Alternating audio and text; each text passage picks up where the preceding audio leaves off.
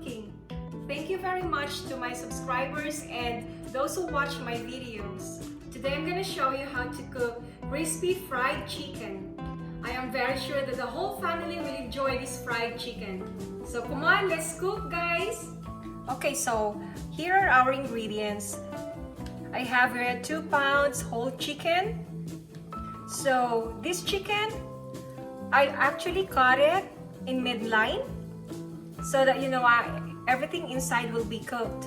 And then I have here half cup of cornstarch, and then I have here flour, half cup, and I also have here 3 tablespoons of chicken powder and 2 tablespoons of lemon juice.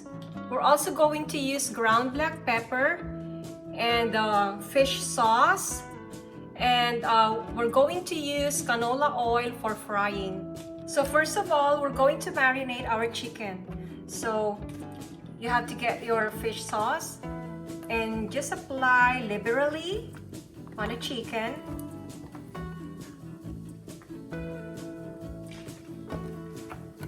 And the next is we're going to add the lemon juice. But if you have calamansi juice, it will be so much better.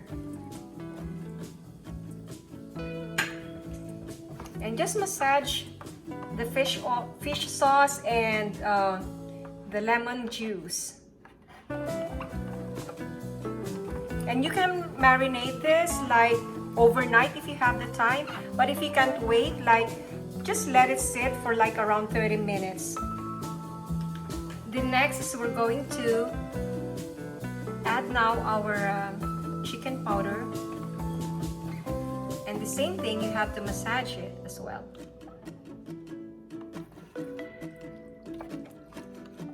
I'm assuring you guys that this really tastes so good that the children will love this so much.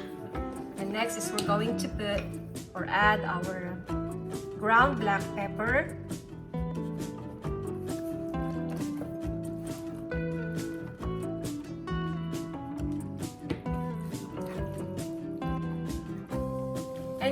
Let just this sit for around, like I told you, 30 minutes. So next we're going to make our coating for the chicken.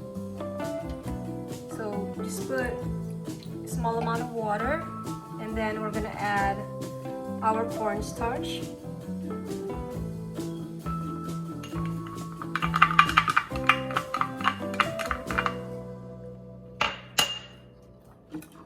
And then add our flour.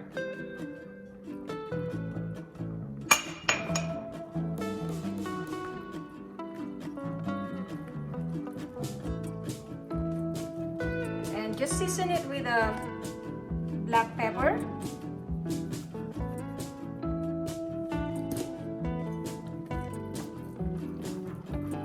It shouldn't be so sticky.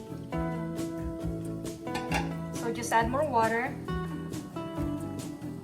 This is like a very thin coating. So make sure there are no lumps.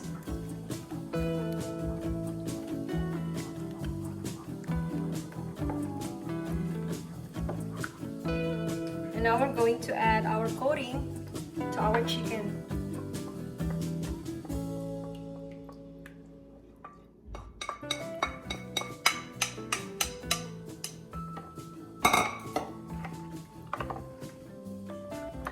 Make sure that our chicken is coated.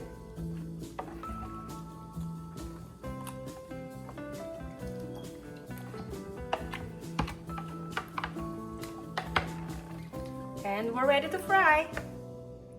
So next is that we're going to heat our canola oil and make sure that it's really hot. So how do you know if your cooking oil is already hot?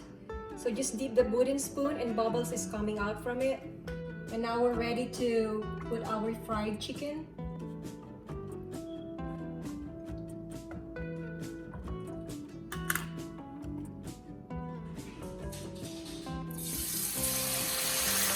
Should be away from you, and then cover. As you can see, I put the chicken upside down You just cook it on a very low fire for around 15 minutes each side. So after 15 minutes, we're going to check now our chicken. Wow, look at that. Looking so good. So we're going to flip our chicken.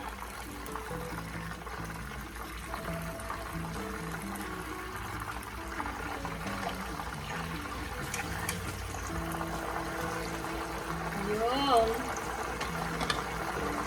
Wow. Okay, and then we're going to cook the other side for 15 minutes again.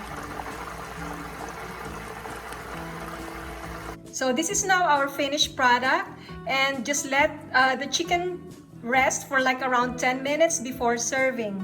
Dinner is served. Come on, let's eat. Thank you for watching my videos, and please don't forget to subscribe to my channel and hit the like button. Thank you so much, and we'll see you again next time.